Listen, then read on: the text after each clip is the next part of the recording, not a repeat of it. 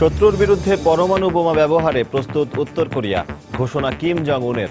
উত্তেজনা বাড়াচ্ছে পিয়ংইয়ং, অভিযোগ সিউলের। তীব্র নিন্দা অস্ট্রেলিয়া ও জাপানের। জামিন পেয়ে দুর্নীতি ও ক্ষুধার বিরুদ্ধে আন্দোলন চালিয়ে যাওয়ার ঘোষণা ছাত্রনেতা কানহাইয়ার। কেজরিওয়ালের সমর্থন। বিজেপির বিরুদ্ধে ষড়যন্ত্রের অভিযোগ কংগ্রেসের। পাল্টাপাল্টি অভিযোগ আর কটাক্ষের মধ্য দিয়ে চলছে রিপাবলিকান মনোনয়ন প্রত্যাশীদের প্রচারণা। বৈশ্বিক হুমকি মোকাবেলায় নিজেকে বেশি যোগ্য দাবি ক্রুজের। এবং মধ্যপন্থী বিদ্রোহীদের ওপর হামলা বন্ধ করতে আসাদ সরকার ও রাশিয়ার প্রতি ব্রিটেনের আহ্বান। সিরিয়ার অধিকাংশ এলাকায় শান্তি ফিরে আসার দাবি জাতিসংঘের।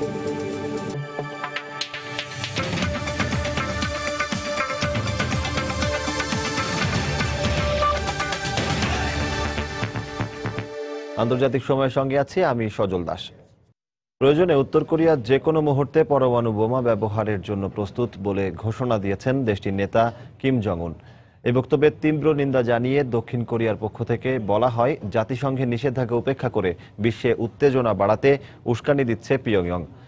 উত্তর কোরিয়ার বিতর্কিত পরমাণু কর্মসূচির নিন্দা জানিয়েছে অস্ট্রেলিয়া ও জাপান। এদিকে উত্তরের বিরুদ্ধে সিউলের আনা স্বল্প পাল্লার ক্ষেপণাস্ত্র উৎক্ষেপণের অভিযোগের এখনও কোনো প্রমাণ পাওয়া যায়নি বলে জানিয়েছে মার্কিন পররাষ্ট্র দপ্তর। বৃহস্পতিবার উত্তর কোরীয় সেনাদের একটি মহড়া পর্যবেক্ষণে যান কিম জং উন। পিয়ংইয়ং এর তৈরি করা নতুন রকেট পরীক্ষায় সন্তুষ্টি জানিয়ে নিজ সেনাদের উদ্দেশ্যে তিনি বলেন, শত্রুদের তৎপরতা ঠেকাতে যুদ্ধের জন্য সদা প্রস্তুত থাকতে হবে। জাতিসংঘ নিরাপত্তা পরিষদে পিয়ংইয়ং এর ওপর কঠোর নিষেধাজ্ঞা আরোপের প্রস্তাব পাশের দুদিনের মাথায় নতুন করে এই সামরিক মহড়া চালালো দেশটি। উত্তর কোরিয়ার রাষ্ট্রীয় বার্তা সংস্থা KCN এর এক প্রতিবেদনে বলা হয়, যে কোনো মুহূর্তে পরমাণু বোমা হামলা চালাতে প্রস্তুত থাকতেও নিজ দেশের প্রতি আহ্বান জানিয়েছেন কিম। একদিন আগেই উত্তরের বিরুদ্ধে এ ধরনের আরো কয়েকটি পরীক্ষা চালানোর অভিযোগ তোলে দক্ষিণ কোরিয়া। সিউলের পক্ষ থেকে জানানো হয়, উত্তর কোরিয়া সাগরে স্বল্প পাল্লার কয়েকটি ক্ষেপণাস্ত্র ছুড়েছে। তবে মার্কিন পররাষ্ট্র মন্ত্রণালয় জানিয়েছে, এই বিষয়ে এখনো নিশ্চিত নয় তারা। উত্তর কোরিয়ার বিরুদ্ধে নতুন করে ক্ষেপণাস্ত্র উৎক্ষেপণের অভিযোগ খতিয়ে দেখছি আমরা। এখনো পর্যন্ত কোনো প্রমাণ পাইনি। এমনটা যদি সত্যি হয়ে থাকে তবে এটি জাতিসংঘ সনদের স্পষ্ট লঙ্ঘন। এ ধরনের কর্মকাণ্ড শুধু কোরীয় উপদ্বীপ নয়, পুরো বিশ্বে উত্তেজনা সৃষ্টি করবে। এদিকে উত্তরের পরমাণু বোমা হামলার হুমকির তীব্র নিন্দা জানিয়েছে দক্ষিণ কোরিয়া। বৃহস্পতিবার এক সংবাদ সম্মেলনে দক্ষিণ কোরিয়ার পুনরেকত্রীকরণ মন্ত্রণালয়ের মুখপাত্র জানান, পিয়ংইয়ংকে এ ধরনের কর্মকাণ্ডে বরাবরই নিরুৎসাহিত করে আসছে তারা। কিমের বক্তব্য পরিষদের নিষেধাজ্ঞাকে সরাসরি অবমাননা করছে। এই ধরনের কর্মকাণ্ড দুই কোরিয়ার ভবিষ্যতের জন্য মোটেও অনুকূল নয়। আমরা বরাবর আলোচনার মধ্য দিয়ে এই বিষয়টি তাদের বোঝানোর চেষ্টা করেছি। উত্তর কোরীয় নেতার পরমাণু হুমকির নিন্দা এসেছে অস্ট্রেলিয়ার পক্ষ থেকেও। পিয়ংইয়ং এর পরমাণু উচ্চাসা নিয়ে বরাবরই উদ্বেগ প্রকাশ করে আসছে জাপানও। বৃহস্পতিবার উনের বক্তব্যের কঠোর সমালোচনা জানায় তারাও। উত্তর কোরিয়ার পরমাণু কর্মসূচি কোনোভাবেই সমর্থনযোগ্য নয়। তার উপর তাদের নেতা বারবার যে ধরনের হুমকি দিচ্ছেন তা ওই অঞ্চলে যুদ্ধ পরিস্থিতির সৃষ্টি করছে। এই অবস্থায় উত্তর কোরিয়ার উপর আরো কঠোর নিষেধাজ্ঞা আরোপের প্রস্তুতি নিচ্ছে ইউরোপীয় ইউনিয়ন। নিরাপত্তা পরিষদের কড়া নিষেধাজ্ঞার প্রতি সমর্থন জানিয়ে ইউর পররাষ্ট্রনীতি বিষয়ক প্রধান ফেদেরিকা মোগেরিনি বলেন, উত্তর কোরিয়ার বিতর্কিত পরমাণু কর্মসূচি ঠেকাতে নতুন করে নিষেধাজ্ঞা আরোপ করা জরুরি। সঞ্জিদা ইসলাম, সময় সংবাদ। জেল থেকে ছাড়া পাওয়ার পরই ভারতে দুর্নীতি ও ক্ষুধার বিরুদ্ধে আন্দোলন চালিয়ে যাওয়ার ঘোষণা দিলেন ছাত্রনেতা কানহাইয়া কুমার। রাষ্ট্রদ্রোহিতার অভিযোগে গত মাসে গ্রেফতার হওয়া কানহাইয়া জামিনে মুক্তি পেয়ে বৃহস্পতিবার রাতে জওহরলাল নেহরু বিশ্ববিদ্যালয়ে ক্যাম্পাসে ফিরে এক সমাবেশে অংশ নেন। ছাত্র আন্দোলনের প্রতি সমর্থন জানিয়ে দিল্লির মুখ্যমন্ত্রী অরবিন্দ কেজরিওয়াল। এদিকে রাষ্ট্রদ্রোহিতার অভিযোগকে ইস্যু করে বিজেপি সরকার কংগ্রেসের বিরুদ্ধে প্রচারণায় নেমেছে বলে অভিযোগ বিরোধী দলটির।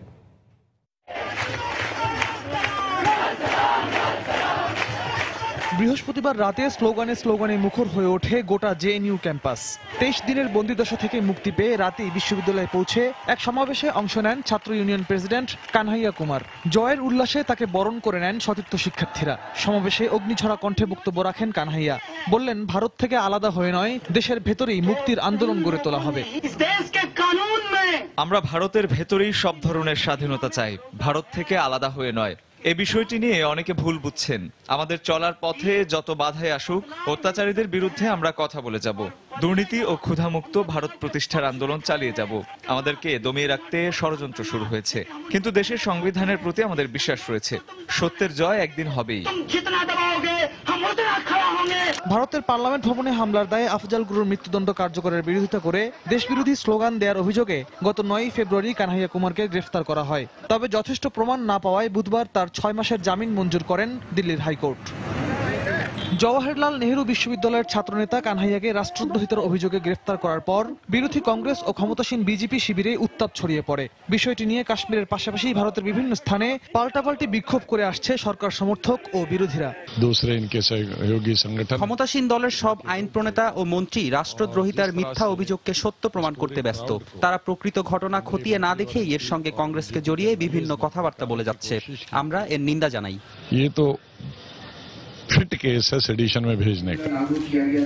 জেএনইউর ছাত্রনেতা কানহাইয়ার অবস্থানের প্রতি সমর্থন জানিয়েছেন দিল্লির মুখ্যমন্ত্রী অরবিন্দ কেজরিওয়াল। এই ইস্যুতে মোদী সরকারের অবস্থানেরও সমালোচনা করেন তিনি। কানহাইয়া কুমারের প্রশংসা করে বিজেপি নেতা ও মন্ত্রী ভেঙ্কাইয়া নাইডু তাকে কেন্দ্রীয় রাজনীতিতে যোগ দেওয়ার আহ্বান জানিয়েছেন। কানহাইয়াকে পছন্দ অনুযায়ী দল বেছে নেওয়ারও পরামর্শ দেন তিনি। রিয়াদুল ইসলাম, সময় সংবাদ। ভারতের উত্তরে জম্মু কাশ্মীরে পাক ভারত আন্তর্জাতিক সীমান্তের কাছে একটি সুড়ঙ্গের খোঁজ পেয়েছে ভারতের border security force BSF. BSF এর এক মুখপাত্র জানিয়েছে, বৃহস্পতিবার তাদের নিয়মিত অনুসন্ধান চালানোর সময় এই সুড়ঙ্গের খোঁজ পায় তারা। দুদেশের সীমান্ত অতিক্রম করা এই সুড়ঙ্গটি খোঁড়া হয়েছে পাকিস্তান থেকে এবং কাজ পুরোপুরি শেষ হওয়ার আগেই তা শনাক্ত করেছে বিএসএফ। সুড়ঙ্গটি কেন খোঁড়া হয়েছিল এবং কি কাজে ব্যবহৃত হতে পারত তা জানতে গবেষণা চলছে বলে জানান বিএসএফ এর আইজি রাকেশ শর্মা। জম্মুর নিক্কি তাওয়ি নদীর কাছে এই সুড়ঙ্গটি শনাক্ত করা হয়েছে।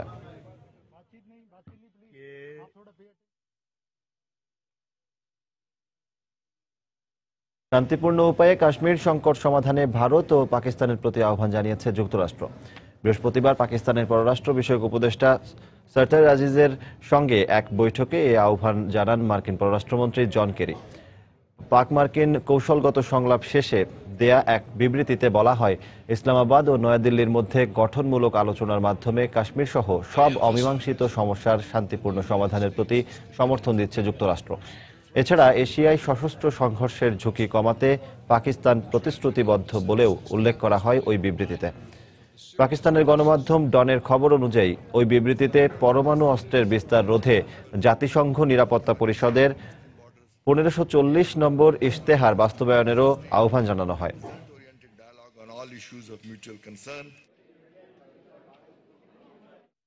আন্তর্জাতিক সময় আরো দেখবেন। পশ্চিম তীরে ইসরায়েলি বাহিনীর অভিযানে আটক 16। অবরুদ্ধ এলাকার আরও 2টি গ্রামে ফিলিস্তিনিদের প্রবেশে নিষেধাজ্ঞা তেল আবিবের। প্রতিদ্বন্দ্বী প্রার্থীদের বিরুদ্ধে অভিযোগ পাল্টা অভিযোগ তীব্র কটাক্ষের মধ্য দিয়ে জমে উঠেছে মার্কিন প্রেসিডেন্ট নির্বাচনে সম্ভাব্য রিপাবলিকান প্রার্থীদের প্রচারণা। ট্রাম্প দলের আদর্শ ধারণ করেন না তা জানিয়ে তার প্রতি সমর্থকদের আস্থা নেই বলে মন্তব্য করেন রুবিও। পরিবর্তনশীল বিশ্বে নানা হুমকি মোকাবেলায় ট্রাম্প নয়, নিজেকেই যোগ্য দাবি করেন ক্রুজ। এদিকে ট্রাম্পকে নারী বিদ্বেষী উল্লেখ করে তাকে তৃতীয় শ্রেণীর একজন অভিনেতা বলে আখ্যা দেন আরেক রিপাবলিকান নেতা ও সাবেক প্রেসিডেন্ট প্রার্থী মিট রমনি। যে মেগান কেলি প্রশ্নে কয়েক সপ্তাহ আগে ফক্স নিউজের বিতর্ক বয়কট করেছিলেন ট্রাম্প, বৃহস্পতিবার আবারও সেই উপস্থাপকের মুখোমুখি হতে হলো তাকে। তবে সেই বিভেদ ভুলে ট্রাম্পকে সাদরে গ্রহণ করেন কেলি। গত কয়েকদিন থেকেই ট্রাম্পকে নিয়ে রিপাবলিকান দলের অন্দরমহলে অস্বস্তির খবর জানাচ্ছে গণমাধ্যম। ট্রাম্প হটাও বিষয়টি আরেক দফায় স্পষ্ট হলো মিশিগানের ডেট্রয়েটে। প্রতিদ্বন্দ্বী প্রার্থীদের তির্যক মন্তব্যে অনেকটাই ধরাশায়ী ছিলেন ট্রাম্প। যুক্তরাষ্ট্রে শ্বেতাঙ্গদের আধিপত্যকে সমর্থন করেন কিনা উপস্থাপকের এমন প্রশ্ন ছিল ট্রাম্পের প্রতি। আমি কখনোই কু ক্লাক্স কান কিংবা শ্বেতাঙ্গদের প্রাধান্যকে সমর্থন করিনি। এ নিয়ে 18 বার এমন প্রশ্নের মুখোমুখি হলাম, আর নয়। ট্রাম্প রিপাবলিকানদের আদর্শ ধারণ করেন না জানিয়ে তার প্রতি সমর্থকদের আস্থা নেই বলে মন্তব্য করেন রুবিও। আর বর্তমান বিশ্বের নানামুখী হুমকি মোকাবেলায় ট্রাম্প ব্যর্থ হবেন উল্লেখ করে নিজের প্রার্থিতার পক্ষে যুক্তি তুলে ধরেন ক্রুজ। আমাদের এমন একজন নেতা দরকার যে রোনাল্ড রিগানের মতো সামরিক বাহিনী আর জিমি কার্টারের মতো প্রশাসন গড়ে তুলবেন। আইএসের মতো জঙ্গিবাদ কিংবা রাশিয়ার চোখ রাঙানি মোকাবেলায় আমি যুক্তরাষ্ট্রকে সেভাবেই গড়ে তুলতে চাই। ট্রাম্পের আদর্শ ও নীতির কড়া সমালোচনা করেছেন রিপাবলিকান দলের হেভিওয়েট নেতা ও সাবেক প্রেসিডেন্ট প্রার্থী মিট রমনি। ট্রাম্পকে তৃতীয় শ্রেণীর একজন অভিনেতা বলেও উল্লেখ করেন তিনি। ডোনাল্ড ট্রাম্পকে আমার ক্ষমতালোভী বলেই মনে হয়। সে সবসময় নিজেকে আলোচনায় রাখতে পছন্দ করে। তার অদ্ভুত আচরণ দেখে বাচ্চারাও তাকে নিয়ে ঠাট্টা করে। এমন একজনকে নিশ্চয়ই কেউ প্রেসিডেন্ট পদের জন্য সমর্থন করবেন না। মিট রমনির এমন বক্তব্যে তাকে রিপাবলিকান দলের ব্যর্থ প্রার্থী বলে মন্তব্য করেছেন ট্রাম্প। এদিকে মনোনয়ন না দিলে ট্রাম্প দল ছাড়ার যে অব্যাহত হুমকি দিয়ে আসছেন তার প্রেক্ষিতে তাকে দলে থাকার আহ্বান জানিয়েছেন নিউ জার্সির গভর্নর ক্রিস ক্রিস্টি। এদিকে শুক্রবার কানসাস অঙ্গরাজ্যের লরেন্সে প্রচারণা চালিয়েছেন ডেমোক্রেট মনোনয়ন প্রত্যাশী বার্নি স্যান্ডার্স। একই দলের আরেক মনোনয়ন প্রত্যাশী হিলারির অস্ত্রনীতির সমালোচনা করে তাকে প্রতিহতের ঘোষণা দিয়েছে যুক্তরাষ্ট্রের ন্যাশনাল রাইফেল অ্যাসোসিয়েশন। শনিবার ডেমোক্রেট দলের সমর্থকেরা কানসাস, লুইজিয়ানা ও নেব্রাস্কায় প্রার্থী বাছাই করবেন। অন্যদিকে রিপাবলিকান সমর্থকদের ভোট অনুষ্ঠিত হবে কানসাস, কেন্টাকি, লুইজিয়ানা ও মেইন অঙ্গরাজ্যে। এ পর্যন্ত ডেমোক্রেটদের হয়ে সুপার ডেলিগেট বা বিশেষ প্রতিনিধির সমর্থন সহ 1052 ডেলিগেট জিতে মনোনয়ন দৌড়ে শীর্ষে অবস্থান করছেন হিলারি। আর রিপাবলিকানদের হয়ে 319 প্রতিনিধির সমর্থন পেয়ে এগিয়ে আছেন ট্রাম্প। দেলোয়ার হোসেন, সময় সংবাদ। অজ্ঞাত কারণে বিদ্যুৎ সরবরাহ বিচ্ছিন্ন হয়ে যাওয়ায় পুরো সিরিয়া অন্ধকারে ঢেকে আছে বলে জানিয়েছে সিরীয় গণমাধ্যম। বৃহস্পতিবার থেকে এই অবস্থার মধ্যে রয়েছে দেশটি।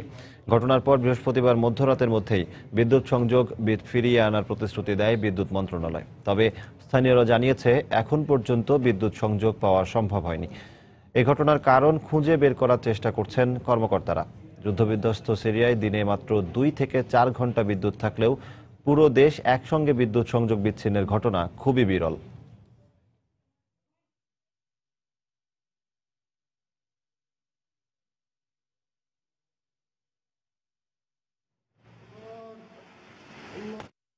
পশ্চিমা সমর্থিত বিদ্রোহীদের ওপর হামলা বন্ধ করতে আসাদ সরকার ও রাশিয়ার প্রতি আহ্বান জানিয়েছেন ব্রিটিশ প্রধানমন্ত্রী ডেভিড ক্যামেরন। এদিকে যুদ্ধবিরতি শুরু হওয়ার 1 সপ্তাহের মধ্যে সিরিয়ার বেশিরভাগ এলাকায় শান্তি ফিরে এসেছে বলে দাবি করেছেন সিরিয়ায় জাতিসংঘের বিশেষ দূত স্টেফান দি মিস্তুরা।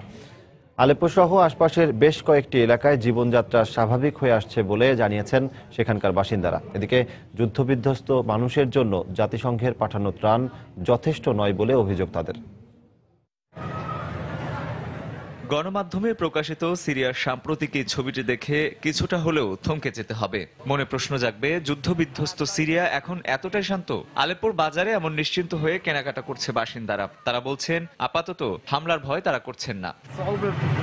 লোকজন এখন ঘর থেকে বের হতে পারছে। কোনো বিমান হামলা বা গোলাবর্ষণের ভয় নেই। তবে পণ্য সরবরাহে কিছুটা ঘাটতি রয়েছে।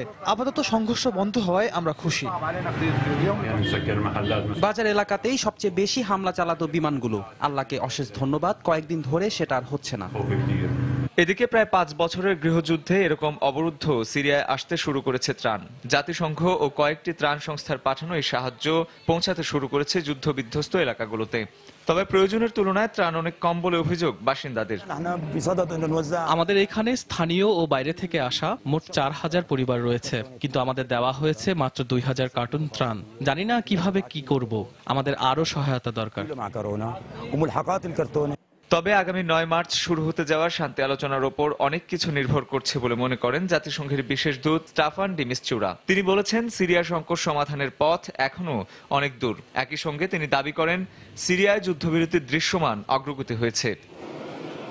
ডি মিস্তুরার মন্তব্যের মধ্যে ব্রিটিশ প্রধানমন্ত্রী ডেভিড ক্যামেরন বলেছেন সিরিয়ায় শান্তি ফিরিয়ে আনার একটি বড় সুযোগ এই যুদ্ধবিরতি। রুশ সরকারের উচিত এমন নিরীহ বেসামরিক নাগরিক আর উদারপন্থী বিদ্রোহীদের উপর হামলা বন্ধ করা, কারণ এরাই ভবিষ্যতের সিরিয়াকে গড়ে তুলতে সহায়তা করবে। খুব শিগগিরই এ বিষয়ে রুশ প্রেসিডেন্ট পুতিনের সাথে কথা বলবেন বলেও জানান ক্যামেরন। রঞ্জন শুভ্র, সময় সংবাদ। তুরস্কের দক্ষিণ পূর্বাঞ্চলীয় দিয়ারবাকিরের সুর জেলা ও মারদানি প্রদেশে কুর্দিস্তান ওয়ার্কার্স পার্টি পিকেকের সঙ্গে সংঘর্ষে 4 সেনা সহ অন্তত 12 জন নিহত হয়েছেন। এদিকে ইস্তাম্বুলে পুলিশের প্রধান কার্যালয়ে হামলাকারী 2 নারী পুলিশের গুলিতে নিহত হয়েছে বলে জানিয়েছে গণমাধ্যম। শহর কর্তৃপক্ষ জানিয়েছে, পুলিশ ভবনে হামলার পর দুই নারী পাশের একটি ভবনে লুকিয়েছিল। এ সময় পুলিশ অভিযান চালালে সংঘর্ষ বেঁধে যায়। পরে ভবন থেকে হামলাকারীদের মৃতদেহ উদ্ধার করা হয়। সংঘর্ষে দুই পুলিশ সদস্য আহত হয়েছে বলে জানিয়েছেন তারা। রেভলিউশনারি পিপলস লিবারেশন পার্টি ডিএইচকেপিসি এক বিবৃতিতে জানিয়েছে, দুই নারী তাদের নির্দেশে এই হামলা চালিয়েছে। Gunfire and an explosion were then heard. Reports now say the militants were killed by police. There were no other reported casualties. ইয়েমেনে দীর্ঘমেয়াদী যুদ্ধের আশঙ্কা প্রকাশ করে জাতিসংঘকে এ বিষয়ে কার্যকর পদক্ষেপ নেওয়ার আহ্বান জানিয়েছে রাশিয়া। বৃহস্পতিবার জাতিসংঘের রুশ রাষ্ট্রদূত ভিতালি চুরকিন নিরাপত্তা পরিষদের এক বৈঠকে ইয়েমেনে সৌদি হামলার তীব্র নিন্দা জানান। তার মতে, ইয়েমেন সরকার নিজ দেশে যুদ্ধ ডেকে এনে দেশবাসীকে ভয়াবহ দুর্যোগের মুখে ফেলেছে। ইয়েমেন সংকট সমাধানে জাতিসংঘ কোনো কার্যকরী পদক্ষেপ নিতে পারেনি বলেও অভিযোগ করেন তিনি। চুরকিন বলেন, জাতিসংঘ ইয়েমেনি সরকারকে যুদ্ধবিরতিতে সম্মত করতে না পারলে অচিরেই দরিদ্র এই দেশটি পুরোপুরি ধ্বংস হয়ে যাবে। অবরুদ্ধ পশ্চিম তীরের নাবলুস, জেনিন, তুলকারেম ও আল খলিল অঞ্চলে ফিলিস্তিনি আন্দোলনকারীদের বিরুদ্ধে অভিযান চালিয়ে অন্তত 16 জনকে আটক করেছে দখলদার ইসরায়েলি বাহিনী। আটককৃতদের মধ্যে 15 বছরের এক ফিলিস্তিনি কিশোরীও রয়েছে বলে জানিয়েছে গণমাধ্যম। হাদিয়া ইরিনাত নামে ওই কিশোরী পশ্চিম তীরের আল আউজা গ্রামে এক ইসরায়েলি সেনার উপর ছুরি হাতে হামলা চালিয়ে তাকে জখম করে বলে অভিযোগ পুলিশের। এরই মধ্যে পশ্চিম তীরের আরও 2টি গ্রামে ফিলিস্তিনিদের প্রবেশ নিষিদ্ধ করে ইসরায়েলি বাহিনী। বুধবার ইসরায়েলি প্রধানমন্ত্রী বেনিয়ামিন নেতানিয়াহু হামলাকারীদের পরিবারকে বিতাড়িত করার ঘোষণা দেওয়ার পরদিন এই ধরনের অভিযান চালায় দেশটির পুলিশ। একই দিনে নেঘেভ অঞ্চলের কয়েকটি গ্রাম থেকে আরব বেদুইনদের উচ্ছেদ করে ইসরায়েলি বাহিনী। মানবাধিকার আন্দোলন কর্মীদের অভিযোগ, এ ধরনের কর্মকাণ্ডের মধ্য দিয়ে ওই অঞ্চল থেকে ফিলিস্তিনের আদিবাসীরা পুরোপুরি নিশ্চিহ্ন হয়ে যাবে। খুব শিগগিরই কারার নামে নিজস্ব প্রযুক্তিতে তৈরি নতুন ধরনের যুদ্ধ ট্যাঙ্ক চালু করতে যাচ্ছে ইরান। দেশটির স্থলবাহিনীর commander brigadier general Ahmad Reza Pourdastan সাংবাদিকদের জানান, পরমাণু চুক্তির অন্যতম অংশীদার রাশিয়ার কাছ থেকে T-90 ট্যাঙ্ক কেনারও পরিকল্পনা হাতে নিয়েছে তারা। সম্প্রতি ইরান সামরিক খাতে বিপুল অগ্রগতি লাভ করেছে বলে দাবি করেন তিনি। ইরানের প্রতিরক্ষা বিভাগের তৈরি নানা ধরনের অস্ত্র ও সামরিক সরঞ্জাম এরই মধ্যে বিভিন্ন মহড়ায় পরীক্ষা করা হয়েছে বলেও জানায় গণমাধ্যম। লেবানন ভিত্তিক সশস্ত্র সংগঠন হিজবুল্লাহকে সন্ত্রাসী উল্লেখ করায় সৌদি আরব সহ উপসাগরীয় রাষ্ট্রগুলোর প্রতি তীব্র নিন্দা জানিয়েছেন সংগঠনটির রাজনৈতিক নেতা হাসাদ ফাদলাল্লাহ। হিজবুল্লাহর উপর নিষেধাজ্ঞা আরোপের পরিকল্পনারও কড়া সমালোচনা করেন তিনি। বৃহস্পতিবার লেবাননের পার্লামেন্টে ফাদলাল্লাহ বলেন, উপসাগরীয় সমন্বয় পরিষদ জিসিসির এই আচরণ শত্রুতামূলক। সৌদি আরব ষড়যন্ত্র করেই জিসিসিকে এই উস্কানিমূলক সিদ্ধান্ত নিতে বাধ্য করেছে বলে অভিযোগ এই নেতার। এদিকে লেবাননকে কোনো সামরিক সহায়তা না দেওয়ার সৌদি ঘোষণার পরিপ্রেক্ষিতে ইরানের কাছে সামরিক সহায়তা চাইছে লেবানন।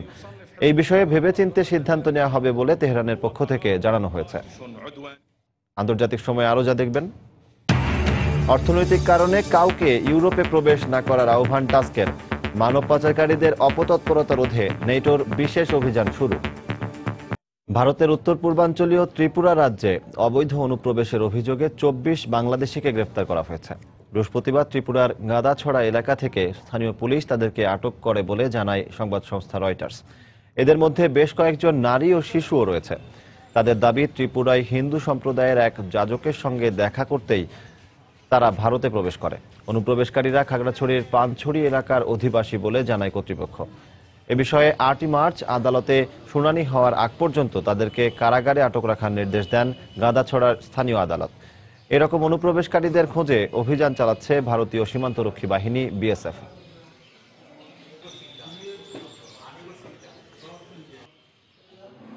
ভারতের জয়পুর প্রদেশে বেঙ্গলের কারখানা থেকে 46 জনের বেশি শিশু শ্রমিককে উদ্ধার করা হয়েছে।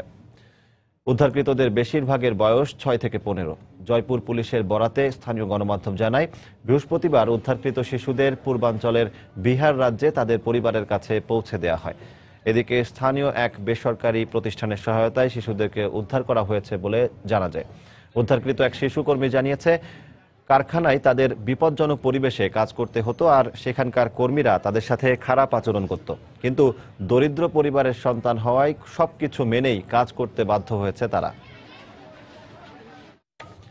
বিরোধী দলগুলো সংসদের স্বাভাবিক কার্যক্রমকে বাধাগ্রস্ত করছে বলে অভিযোগ করেছেন প্রধানমন্ত্রী নরেন্দ্র মোদী।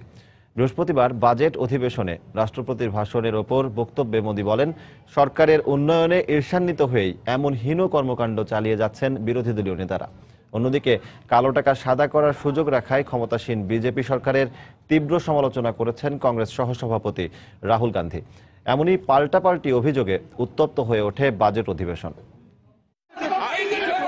বাজেট অধিবেশনের শুরু থেকেই উত্তাল ভারতের সংসদ। জওহরলাল নেহরু বিশ্ববিদ্যালয়ের ছাত্র বিক্ষোভ এবং দলিত শিক্ষার্থী রোহিত ভামুলার আত্মহত্যার ঘটনায় বেশ কিছুদিন ধরে সরকারের সমালোচনা করে আসছিল বিরোধী দল। তারপর নতুন বাজেটে চাকরিজীবীদের প্রভিডেন্ট ফান্ডের অর্থ উত্তোলনের উপর কর আরোপের প্রস্তাবে সরকারকে আক্রমণের নতুন অস্ত্র পায় বিরোধীরা। বৃহস্পতিবার লোকসভায় দেয়া বক্তব্যে এবারের বাজেটে কালো টাকা সাদা করার সুযোগ রাখায় মোদী সরকারকে কটাক্ষ করেন কংগ্রেস সহসভাপতি রাহুল গান্ধী। जिसने भी काला धन कमाया है उसको मैं जेल के अंदर डालूंगा। মোদী সরকার ক্ষমতায় আসার আগে বলা হয়েছিল কালোবাজারি যেই হোক না কেন তাকে জেলে ভরা হবে, কিন্তু উল্টো আজ দেখছি কালো টাকা সাদা করার ব্যবস্থা করে দিচ্ছে সরকার নিজেই। এবারের বাজেটে ফেয়ার অ্যান্ড লাভলির মতো কালো টাকা সাদা করার প্রকল্প রাখা হয়েছে। टैक्स दीजिए और अपने पैसे को सफेद कर दीजिए।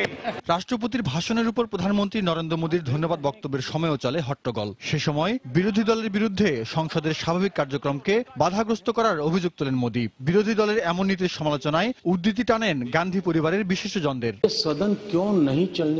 সংসদে সরকারকে প্রশ্ন করা হয় এবং সরকারকে যুক্তিসঙ্গত জবাব দিতে হয়। সংসদ যদি মসৃণভাবে চলে তাহলে আমাদের দৃষ্টিভঙ্গি আরো ভালোভাবে তুলে ধরতে পারবো। এটা নরেন্দ্র মোদীর পরামর্শ নয়। প্রাক্তন প্রধানমন্ত্রী রাজীব গান্ধী একথা বলেছিলেন। সরকার ও বিরোধী দলের মধ্যে মতপার্থক্য থাকতেই পারে, কিন্তু তার প্রভাব অধিবেশনের উপর পড়া উচিত নয়।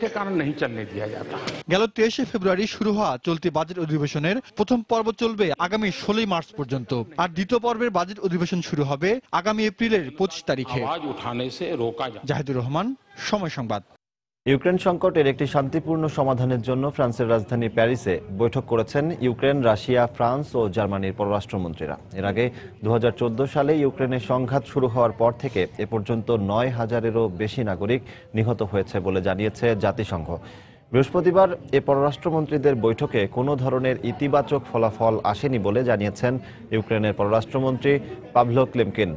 এদিকে পূর্ব ইউক্রেনের দোনেৎস্কে রুশপন্থী বিদ্রোহীদের হাতে আটক ইউক্রেনের পাইলট নাদেজদা সেভচেঙ্কো তার বিরুদ্ধে আনীত অভিযোগ অস্বীকার করে আমরণ অনশন করবেন বলে জানিয়েছেন তার আইনজীবী। সেভচেঙ্কোর বিরুদ্ধে অভিযোগ, তিনি বিমান হামলার মাধ্যমে 2 রুশ সাংবাদিককে হত্যা করেছেন। বৃহস্পতিবার তাকে আদালতে তোলা হলে তিনি এ অভিযোগ অস্বীকার করেন।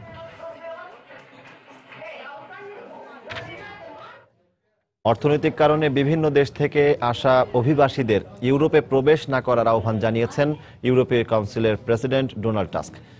শরণার্থী সংকট নিয়ে ইউরোপ জুড়ে যে উত্তেজনা বিরাজ করছে তা প্রশমনের লক্ষ্যে দক্ষিণ পূর্ব ইউরোপের বিভিন্ন দেশের রাষ্ট্রপ্রধানদের সঙ্গে সাক্ষাৎ করেন তিনি। এদিকে ম্যাসিডোনিয়া সীমান্ত বন্ধ করে দেয়ায় কয়েকদিনের মাথায় গ্রিসে আটকে পড়া অভিবাসীর সংখ্যা লাখের কোটায় পৌঁছে যাবে বলে উদ্বেগ প্রকাশ করেছে জাতিসংঘ। অন্যদিকে অভিবাসীদের স্রোত ঠেকানোর পাশাপাশি মানব পাচারকারীদের তৎপরতা রোধে সমুদ্রে বিশেষ অভিযানে নেমেছে নেটো। মেসিডোনিয়ার সীমান্তবর্তী গ্রিসের ইডোমেনি শহরে দিন দিন অভিবাসী ও শরণার্থীদের সংখ্যা বেড়েই চলছে। ঠান্ডার মধ্যে অপেক্ষমান এসব অভিবাসীদের কেউ এই জীবনকে স্বাভাবিকভাবে মেনে নিতে শুরু করেছেন, অন্যদিকে কারো কারো দিন কাটছে শঙ্কায়, উদ্বেগে। তাদেরই একজন ওমর। সিরীয় শরণার্থী হওয়া সত্ত্বেও তিনি এখানে আটকে আছেন গত 12 দিন ধরে। আমি জানি না কর্তৃপক্ষ শরণার্থীদের কেন সীমান্ত অতিক্রমের অনুমোদন দিচ্ছে না। সীমান্তের ওই পারে এমন কি হয়েছে? এই বিপুল সংখ্যক মানুষের খাবার ও অন্যান্য সেবা প্রদান করতে গিয়ে হিমশিম খেতে হচ্ছে স্বেচ্ছাসেবীদের। যেখানে শরণার্থীদের থাকা খাওয়ার কোনো নিশ্চয়তা নেই, সেখানে অর্থনৈতিক অভিবাসীদের ইউরোপে ভিড় করা অযৌক্তিক বলে জানান ইউরোপীয় ইউনিয়নের নীতি নির্ধারণী সংস্থা ইউরোপীয় কাউন্সিলের প্রেসিডেন্ট ডোনাল্ড টাস্ক। যেসব অভিবাসী অর্থের আশায় ইউরোপে অবৈধভাবে পাড়ি জমাতে চাইছেন তাদের উদ্দেশ্যে আমার আবেদন, আপনারা এ পথে পা বাড়াবেন না। মানব পাচারকারীদের কথায় প্ররোচিত হয়ে জমানো অর্থ খুইয়ে জীবন হুমকির মুখে ফেলা বোকামি, এতে কোনো লাভ নেই।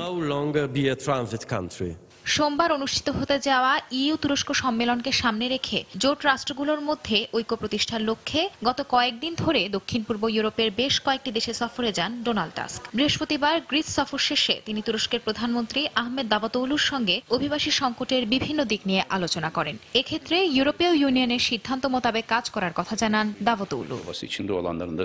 একই ধরনের আহ্বান জানান জাতিসংঘ মহাসচিবের অভিবাসী বিষয়ক প্রতিনিধি পিটার সুথারল্যান্ড। মেসিডোনিয়ার সীমান্ত বন্ধ হয়ে যাওয়ায় গ্রিসে আটকে পড়া অভিবাসীর সংখ্যা সামনের সপ্তাহে 70,000 ছাড়িয়ে যাবে বলে উদ্বেগ প্রকাশ করেন তিনি। ইউরোপের অভ্যন্তরীণ সীমান্তে নিরাপত্তা বেষ্টনীর পরিধি বাড়ানোয় অভিবাসীদের পুরো চাপ গ্রিসের উপর এসে পড়েছে। এই দায় শুধু ইউরোপের নয়, বরং সবার। এদিকে প্রতিকূল সমুদ্রপথে ইউরোপমুখী অভিবাসীদের প্রবেশ ঠেকাতে ও মানব পাচারকারী চক্রের তৎপরতা বন্ধে সমুদ্রে বিশেষ অভিযানে নেমেছে ন্যাটো। বৃহস্পতিবার গ্রিস ও জার্মানি নৌবাহিনী ও ইউরোপের সীমান্ত নিরাপত্তা সংস্থা ফ্রন্টেক্স ইজিয়ান সাগরের এই অভিযানে অংশ নেয়। এদিকে ফ্রান্সের ক্যালে শহরের জঙ্গল শরণার্থী শিবিরের একটি অংশ থেকে অভিবাসীদের উচ্ছেদে মাঠে নেমেছে কর্তৃপক্ষ। ইউরো টানেল হয়ে ব্রিটেনে পাড়ি জমানোর আশায় এখানে আশ্রয় নেওয়া অন্তত কয়েক হাজার অভিবাসীর সঙ্গে এ সময় নিরাপত্তা কর্মীদের সংঘর্ষ বেঁধে যায়। সঞ্জনা চৌধুরী, সময় সংবাদ। ফেসবুকের মাধ্যমে ফাঁদ পেতে প্রতারণার অভিযোগে সাইবার অপরাধ চক্রের 14 জনকে আটক করেছে র্যাব। এ নিয়ে উত্তরায় র্যাব কার্যালয়ে ব্রিফ করছেন র্যাব 1-এর সিও তুহিন মোহাম্মদ মাসুদ। আমরা সরাসরি চলে যাচ্ছি সেখানে।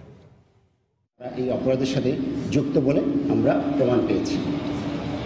মূলত ঘটনাগুলো যেভাবে ঘটেছে যে কারোর সাথে ফেসবুকে কিংবা কোনো না কোনো সামাজিক যোগাযোগ মাধ্যম, হোয়াটসঅ্যাপ, ট্যাঙ্গো, ভাইবার কিংবা এই ধরনের কোনো যোগাযোগ মাধ্যমে তাদের সাথে কোনো এক সুদর্শন সাদা চামড়ার বিদেশি পুরুষ তাকে ফ্রেন্ড হওয়ার জন্য প্রথমে প্রস্তাব পাঠায়। সেই প্রস্তাব তারা গ্রহণ করার পর তাদের মধ্যে সখ্যতা গড়ে ওঠে। সেই সখ্যতার একটি পর্যায়ে তাদের মধ্যে আরও সম্পর্ক গাঢ় হয় এবং সম্পর্ক গাঢ় হওয়ার একটি পর্যায়ে তাকে তারা উপহার পাঠায়। সেই উপহারটি পাঠানোর পর তারা তার কোড নাম্বার এবং বিভিন্ন নাম্বার দিয়ে দেয়, যেটা দিয়ে তারা অনলাইন এই উপহারটির বিভিন্ন অবস্থান বিভিন্ন ট্র্যাকিং ডিভাইসের মাধ্যমে ওয়েবসাইট থেকে তারা নিশ্চিত করতে পারে যে এই উপহারটি পাঠানো হয়েছে ইংল্যান্ড থেকে, সেটি বর্তমানে ইন্ডিয়াতে আছে কিংবা বাংলাদেশে এসে পৌঁছেছে। ঠিক যেদিন বাংলাদেশে এসে পৌঁছার কথা ঠিক সেদিন বাংলাদেশ থেকে এই চক্রেরই কোনো বাংলাদেশি সদস্য তাদেরকে ফোন দিয়ে জানিয়ে দেয় যে আপনার একটি উপহার এসছে, এটি ছাড়াতে আপনাদেরকে বড় অঙ্কের টাকা দিতে হবে। যেমন আমরা যে কয়েকটি অভিযোগ পেয়েছি তার মধ্যে একজন হচ্ছেন একজন বেসরকারি কোম্পানির একজন মহিলা কর্মকর্তা, যিনি সুশিক্ষিত এবং সুদর্শনা। তার কাছে যে উপহারটি এসেছিল, তার উপহারটি আসার পরে তার কাছে প্রথমে চাওয়া হয়েছিল 50,000 টাকা, যে এটি কাস্টমস কর্তৃপক্ষকে দিতে হবে। বাংলাদেশি একজন পরিচয় দিয়ে সেই ফোন করে তাদেরকে জানিয়েছে। উনি খুলনায় অবস্থান করছিলেন এবং উনি জানালেন যে ঠিক আছে, আমি এই টাকা পাঠিয়ে দিচ্ছি। উনি তাদের সাথে তার যে বন্ধুর সাথে চেক ব্যাক করেছেন এবং তিনিও বলেছেন যে হ্যাঁ, এই টাকা ঠিক আছে, এই উপহার ঠিক আছে, তুমি টাকাটা দিয়ে দাও। এবং সেভাবে সেই টাকাটুকু সে দিয়েছে। এই টাকা দেওয়ার পরে একটি পর্যায়ে সে বলল যে কাস্টমস কর্তৃপক্ষ মালটি ছাড়ছে না, এই উপহারটি ছাড়ছে না, কারণ এটি একটি বড় বক্স এবং এর মধ্যে অনেক মূল্যবান সামগ্রী আছে, যার মধ্যে কিছু ডলার এবং অন্যান্য আরও কিছু দামি জিনিসপত্র আছে। সুতরাং এটার মধ্যে অবৈধ জিনিসও থাকতে পারে, সেই জন্য কাস্টমস কর্তৃপক্ষ এটা মামলা করে দিতে পারে, কিংবা এটি ছাড়াতে হলে তাদেরকে মোটা অঙ্কের টাকা দিতে হবে। এমনি ধরনের কথা বলে বিভিন্ন প্রতারণার মাধ্যমে তার কাছ থেকে তারা আরও প্রায় 2 লক্ষ টাকার মতো হাতিয়ে নিয়েছে। এরপরও তারা সেই মালটি খালাস করেনি। পুনরায় যখন তার কাছে আবার যখন টাকা চাইতে যায়, তখন ওই মহিলা বুঝতে পারেন যে না, তিনি নিশ্চয়ই কোনো ফাঁদে পড়েছেন। এবং এই ফাঁদে পড়ার একটি পর্যায়ে উনি ঢাকায় আসেন এবং তাদেরকে যখন চেক করার জন্য বলেন আপনারা আমার সাথে কথা বলেন, তারপর থেকে ফোনটি বন্ধ হয়ে যায়। এই অভিযোগগুলো এক একজনের এক এক রকম। কেউ বা তার পূর্ব পরিচিত যাদের সাথে এখনও যোগাযোগ আছে তাদের কথাই বলছেন, তারাই উপহারটি পাঠিয়েছেন, কিন্তু বাংলাদেশে তারা একই রকমভাবে এই পরিস্থিতির শিকার হচ্ছেন। যে কয়েকটি বিদেশি নাম ব্যবহার করা হয়েছে তার মধ্যে আলবার্ট মুর কিংবা স্কট মুরে কিংবা ডেসমন্ড বি স্যামুয়েল নামের কোনো সাদা চামড়ার সুদর্শন পুরুষের ছবি দেওয়া হয়েছে। সেই ছবিগুলো বাস্তবে যাই হোক না কেন তার পেছনে ছিল এই প্রতারক চক্রগুলো। এবং একইভাবে বঙ্গবন্ধু ফেসবুকে প্রতারণার অভিযোগে সাইবার অপরাধ চক্রের 14 সদস্যকে আটক করেছে র্যাব। এ নিয়ে উত্তরা র্যাব কার্যালয়ে ব্রিফ করছিলেন র্যাব 1-এর সিও তুহিন মোহাম্মদ মাসুদ। আমরা এতক্ষণ সরাসরি ছিলাম সেখানে। চীনের উত্তর পশ্চিমাঞ্চলীয় সিনজিয়াং প্রদেশের হামি ও তুরপান শহরের বিস্তীর্ণ এলাকা জুড়ে তীব্র ধূলিঝড় হয়েছে। স্থানীয়দের মোবাইল ক্যামেরায় ধারণকৃত ফুটেজে দেখা গেছে বাতাসের তোড়ে বায়ুমণ্ডলের ধুলা ছড়িয়ে পড়ছে। 200 মিটার উঁচু ও সেকেন্ডে 30 মিটার বেগে ধূলিঝড়ে কয়েক ফুট সামনের সবকিছুই অস্পষ্ট হয়ে পড়ে। এই অবস্থায় বৃহস্পতিবার স্থানীয় স্কুলগুলো সাময়িক বন্ধ রাখার পাশাপাশি দুপুর 2টা থেকে সন্ধ্যা 7টা পর্যন্ত রেল চলাচল বন্ধের ঘোষণা দেন কর্তৃপক্ষ। ঝড়ের তাণ্ডবে বাড়ি ও গাড়ির জানালার কাঁচ ভেঙে পড়ার কারণে ওইসব এলাকায় যান চলাচল বন্ধ থাকে। আশেপাশের এলাকার মানুষ নিরাপত্তার স্বার্থে দিনের বেলাতেও ফগ লাইট জ্বালিয়ে গাড়ি চালান। অনেক জায়গায় ধুলা এতটাই ছেয়েছিল যে চালকরা ফ্ল্যাশ লাইট জ্বালাতেও বাধ্য হন। কয়েকদিনের টানা বর্ষণের ফলে সৃষ্ট বন্যায় পেরুতে এ পর্যন্ত অন্তত 11 জনের মৃত্যু হয়েছে। গতকাল দেশটির বন্যা দুর্গত 42টি এলাকায় জরুরি সতর্কতা জারি করা হয়েছে। পেরুতে ভয়াবহ বন্যায় তলিয়ে গেছে রাজধানী লিমা সহ উত্তরাঞ্চলের বেশ কিছু এলাকার ঘরবাড়ি, গুরুত্বপূর্ণ সড়ক, মহাসড়ক। বন্যায় পুরোপুরি প্লাবিত হয়েছে প্রায় 600 ঘরবাড়ি। এতে ক্ষতিগ্রস্ত হয়েছে 5,000-এর বেশি মানুষ। রাস্তাঘাট তলিয়ে যাওয়ায় বেশিরভাগ গণপরিবহন বন্ধ থাকায় বিপাকে পড়েছে স্থানীয় অধিবাসীরা। এরই মধ্যে দুর্গতদের নিরাপদ আশ্রয়ে সরিয়ে নিতে শুরু করেছে উদ্ধারকর্মীরা। রাষ্ট্রীয় অর্থ আত্মসাতের অভিযোগে দায়ের করা মামলায় সাক্ষ্য দিয়েছেন অভিযুক্ত স্পেনের রাজকুমারী ক্রিস্টিনা। বৃহস্পতিবার আদালতে গিয়ে তিনি এ বিষয়ে জবানবন্দি দেন। এ অভিযোগে দোষী প্রমাণিত হলে তাকে 8 বছরের কারাদণ্ড দেয়া হতে পারে। তবে স্বামী ও তার নিজের বিরুদ্ধে আনা এ অভিযোগ অস্বীকার করেছেন রাজকুমারী। ক্রিস্টিনা ও তার স্বামী ইনাকি উর্দানগারিনের বিরুদ্ধে রাষ্ট্রীয় অর্থ আত্মসাতের অভিযোগে এই মামলা দায়ের করে স্পেনের দুর্নীতি বিরোধী সংগঠন ক্লিন হ্যান্ডস। ইনাকি উর্দানগারিনের দাতব্য সংস্থা নুজ ফাউন্ডেশনের কাজে ব্যবহারের নাম করে রাষ্ট্রীয় অর্থ রাজপরিবারে খরচ ব্যবহার করা হয়েছে বলে অভিযোগ করেছে ক্লিন হ্যান্ডস। জ্বলে যাওয়া সিগারেটের অংশ কে কত লম্বা বানাতে পারে, কিউবায় আয়োজন করা হলো এমনই এক ব্যতিক্রমী প্রতিযোগিতার। বৃহস্পতিবার রাজধানী হাভানায় আয়োজন করা হয় এই প্রতিযোগিতার।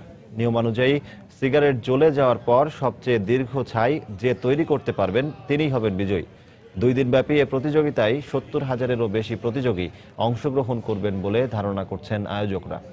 গত 20 বছর ধরে কিউবাতে এ প্রতিযোগিতার আয়োজন করা হচ্ছে।